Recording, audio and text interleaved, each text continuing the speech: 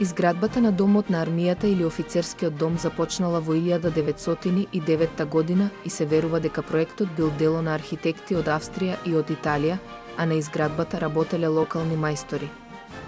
Всушност, и архитектите, и оние кои што со љубов го замислиле овој објект оставиле во него, во неговото оживување, верба во средбата на истокот и западот во еден поинаков рајски свет.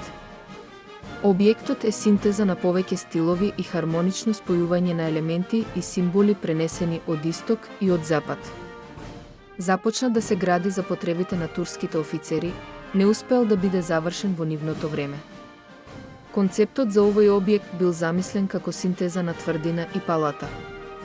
Тврдината може да се забележи во композицијата на објектот, преку појава на кули и декоративни топови, додека палатата се забележува во нејзината грандиозност и елеганција преку високите плафони и прозорски отвори.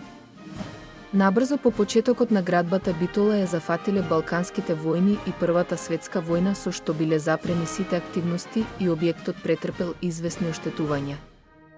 Бил довршен по завршувањето на Првата светска војна и служил на елитата на повеќе војски, како палата за свечени приеми, за балови, за забава, за кинопроекции и слично. Во салата за балови бил донесен луксузен лустер од Скопскиот офицерски дом, кој беше урнат во земјотресот 1963 година. По напуштањето на објектот од страна на АРМ фасадата беше реновирана, но објектот никогаш повторно не беше ставен во функција. Беше употребен за снимање во неколку филмови, во внатрешноста и дворот беа организирани различни манифестации, но не се најде трајно и одржливо решение пошто офицерскиот дом стана запуштена руина.